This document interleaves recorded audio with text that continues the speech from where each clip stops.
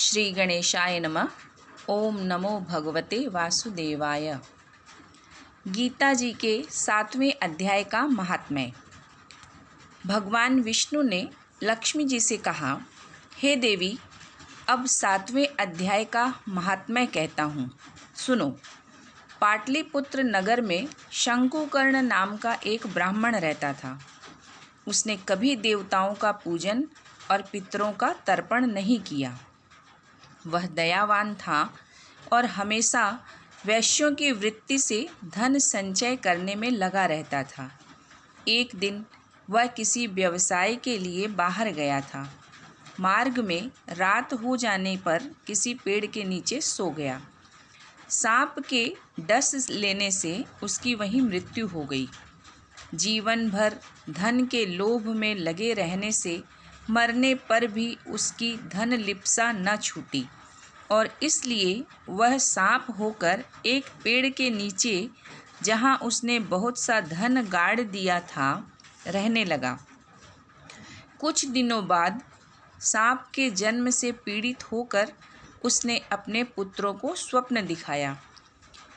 मुझे सांप की योनि में जन्म मिला है और अमुक स्थान पर जहाँ मेरा धन गड़ा है रहता हूँ।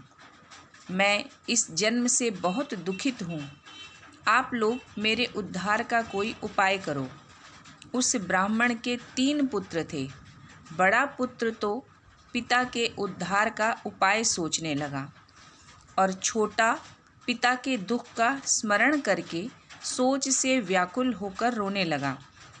किंतु मंझले पुत्र को पिता की दुर्दशा का कुछ भी सोच न हुआ, बल्कि उसे यह फिक्र हुई कि वहाँ चलकर सांप को मारकर अकेला ही सब धन हथिया ले। उसने अपनी स्त्री को भी साथ लिया और उस पेड़ के नीचे जाकर सांप की बांबी खोदने लगा। वह कुदाल से खोदता था और उसकी स्त्री मिट्टी निकालती थी। थोड़ी ही देर बाद उस बांबी से एक विषधर सांप निकला। वही उसका पिता था। वह फुफकार कर बोला, रे मूर्ख, तू कौन है और क्यों यह बांबी खोदता है? पुत्र ने उत्तर दिया, मैं आपका मंझला पुत्र हूँ। मैंने आज रात में स्वप्न देखा है कि यहाँ बहुत सा धन गड़ा है, उसी के लिए यह बिल खोद रहा हूँ। पुत्र का यह निंद्य स्वभाव देखकर पिता ने हंसकर कहा, यदि तू मेरा पुत्र है तो मुझे इस सांप रूप से उद्धार कर। पुत्र ने पूछा, किस उपाय से आपकी मुक्ति हो सकती है, वह मुझे बताइए। पिता ने कहा, दान, यज्ञ अथवा तीर्थ यात्रा आदि करने से मेरी मुक्ति नहीं होगी। मेरे श्राद्ध के दिन गीता जी के 7वें अध्याय का पाठ कराओ और श्रद्धा से ब्राह्मणों को भोजन कराओ। बस इसी से मेरा उद्धार हो सकेगा। जब मैं इस सांप की देह से छूटकर मुक्त हो जाऊं, तब यह धन तुम तीनों भाई आपस में बांट लेना। भगवान विष्णु ने लक्ष्मी जी से कहा, पिता की यह बात सुनकर पुत्र अपनी स्त्री समेत घर को लौट आया और अपने पिता के श्राद्ध के दिन गीता जी के 7वें अध्याय का पाठ करने लगा। उसी के प्रभाव से उसका पिता सांप की देह छोड़कर बैकुंठ धाम को गया। श्रीमन नारायण नारायण। अभी 7वां अध्याय, श्रीमद् भगवद गीता 7वां अध्याय।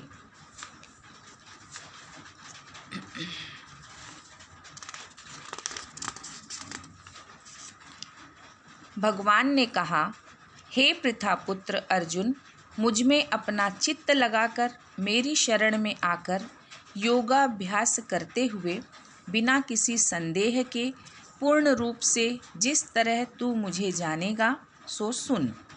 मैं इस ईश्वरीय ज्ञान को अनुभव और युक्तियों से तुझे बतलाऊंगा, जिसको जानकर फिर यहाँ और कुछ जानने को बाकी नहीं रहता।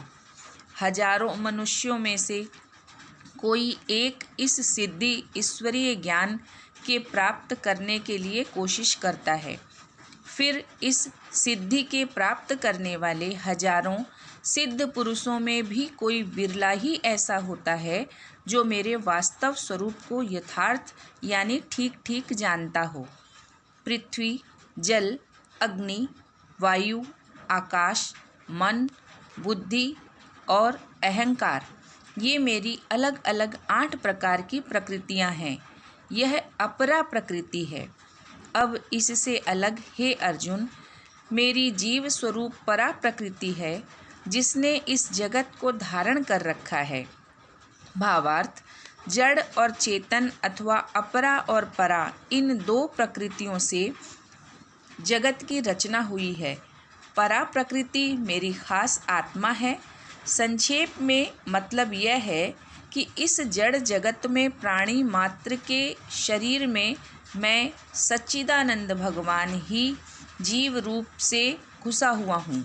इस प्रकार मेरी एक ही शक्ति प्रकृति, जड़ और चेतन भेद से 2 प्रकार की कहलाती है। हे अर्जुन, सारे प्राणी इन दोनों प्रकृतियों से पैदा हुए हैं, ऐसा तू जान। इसलिए मैं ही इस सारे जगत की उत्पत्ति और लय का स्थान हूँ, यानी मैं ही सारे जगत का पैदा करने वाला और मैं ही नाश करने वाला हूँ।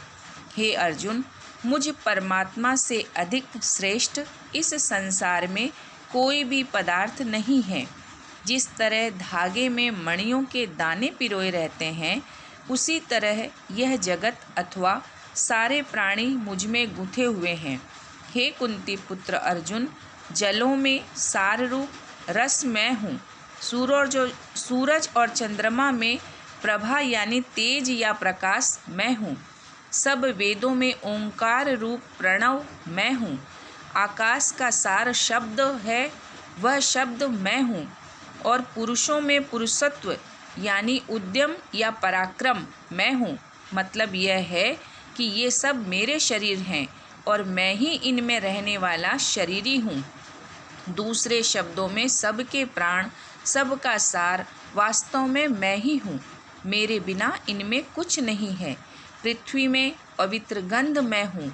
अग्नि में जो तेज है, वह सारभूत तेज मैं हूँ। सब प्राणियों में, जीव जंतुओं में जीवन शक्ति मैं ही हूँ। ऐसे तपस्वियों में तप मैं हूँ। हे पृथापुत्र अर्जुन, सब प्राणियों का सनातन बीज यानी पैदायश का कारण तू मुझे समझ। बुद्धिमानों में जो बुद्धि है, वह उनकी सारभूत बुद्धि मैं हूँ। ऐसे ही तेजस्वियों में तेज मैं हूँ। हे भरतों में श्रेष्ठ अर्जुन, बलवानों में जो बल काम राग उत्पन्न नहीं करता, वह सात्विक बल मैं हूँ। और प्राणियों में जो अपने धर्म के अनुसार कार्य या कर्तव्य कर्म करने की इच्छा है, वह सात्विक कर्म मैं हूँ। शम, दम आदि सतोगुण, राग, द्वेष व हर्ष आदि रजोगुण और शोक, मोह आदि तमोगुण, इन 3 भावों को हे अर्जुन तू मुझ परमेश्वर ही से पैदा हुए जान। तो भी उनमें मैं नहीं हूँ, बल्कि वे मुझ में हैं। यानी मैं संसारी जीवों की तरह इनके अधीन नहीं हूँ, परंतु वे मेरे आश्रय हैं। सत्व, रज और तम, इन 3 गुणमय भावों से मोहा हुआ जगत मुझे इन भावों से अलग और निर्विकार अविनाशी नहीं जानता है। सत्व, रज और तम, इन 3 गुणों से युक्त मेरी दिव्य माया को जीतना बड़ा कठिन है, किंतु जो सब धर्मों को त्याग कर मुझ शुद्ध सच्चिदानंद को भजते हैं या जो मेरी शरण में आते हैं, वे सब जीवों को मोहित करने वाली इस माया को जीतकर पार हो जाते हैं, अर्थात जन्म मरण स्वरूप संसार समुद्र से तर जाते हैं। हे अर्जुन, जो पापी यानी खोटे कर्म करने वाले हैं, जो मूढ़ अर्थात विचारहीन हैं, जो नीच अर्थात कमीने हैं, जिनके ज्ञान को माया ने हर लिया है, यानी जो ज्ञानहीन हैं, जिनका स्वभाव राक्षसों शैतानों का सा हो गया है, ऐसे मनुष्य मुझको नहीं भजते। हे भरतों में श्रेष्ठ अर्जुन, 4 प्रकार के पुण्यात्मा पुरुष मुझको भजते हैं।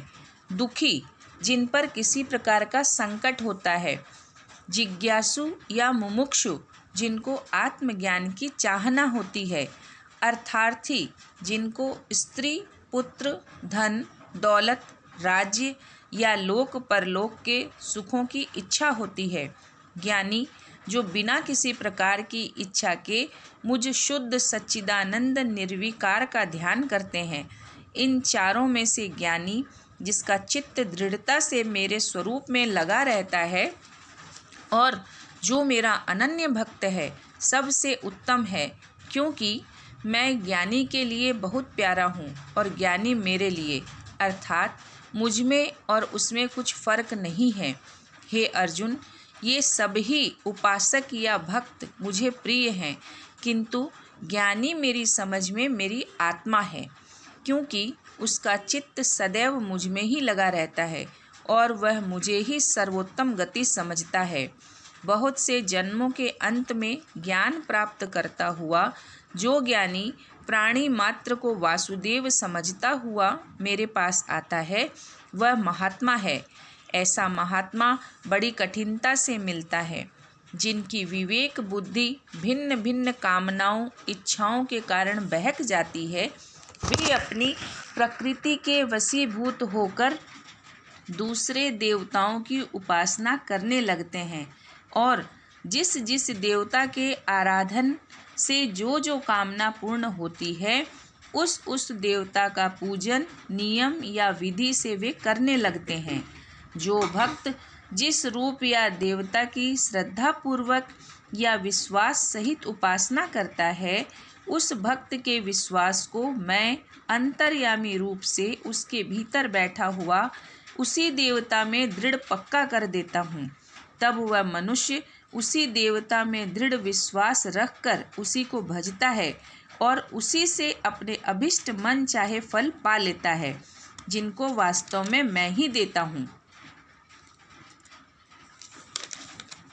इन मंद बुद्धि पुरुषों को, थोड़ी अक्ल वालों को जो फल इस प्रकार की उपासना से मिलता है, वह नाशवान है, यानी वह सदा स्थिर नहीं रहता, अर्थात झटपट नाश हो जाता है। जो लोग देवताओं की उपासना करते हैं, वे देवताओं के पास जाते हैं और जो मुझ सच्चिदानंद के उपासक भक्त हैं, वे मुझ में आ मिलते हैं, यानी उन्हें अनंत और अमर फल मिलता है। किंतु मूर्ख लोग मेरे अविनाशी, नाश न होने वाला, निर्विकार, सबसे उत्तम भाव को ठीक ठीक न समझने के कारण मुझ निराकार को मूर्तिमान समझते हैं। मैं अपनी योग माया से ढके जाने के कारण सबको दिखाई नहीं देता हूँ। मूर्ख लोग मुझे जन्म रहित, अजन्मा और नाश रहित नहीं जानते, बल्कि नाशमान या जन्म मरण को प्राप्त होने वाला समझते हैं। हे अर्जुन, मैं पिछले यानी बीते हुए, वर्तमान और आगे होने वाले सब पदार्थ व प्राणियों को जानता हूँ, लेकिन मेरा असल स्वरूप न जानने के कारण मुझे कोई नहीं जानता। हे अर्जुन, इस संसार में जन्म लेते ही सारे प्राणी राग द्वेष से उत्पन्न हुए द्वंद्वों के फेर में पड़कर मोह को प्राप्त होते हैं, अर्थात अपने असल स्वरूप को भूल जाते हैं और मुझ परमेश्वर को अपनी आत्मा नहीं समझते। किंतु जिन पुण्यात्माओं के पाप दूर हो गए हैं, जो राग द्वेष से उत्पन्न हुए सुख दुख आदि द्वंद्वों से छुटकारा पा गए हैं, वे दृढ़ व्रती होकर मेरा भजन करते हैं। जो मेरी भक्ति में एकाग्रचित होकर बुढ़ापे और मौत से छुटकारा पाने की कोशिश करते हैं, वे उस पर ब्रह्म को भली भांति जान जाते हैं। अध्यात्म यानी भीतर में रहने वाले आत्मा की असलियत को समझ जाते हैं और कर्मों के विषय में भी पूरी तौर से जान जाते हैं। जो मुझे अधिभूत, अधिदेव और अधियज्ञ सहित जानते हैं, ऐसे दृढ़ चित्त वाले पुरुष मरण समय में भी मुझे याद करते हैं। ओम नमो भगवते वासुदेवाय। नारायण नारायण।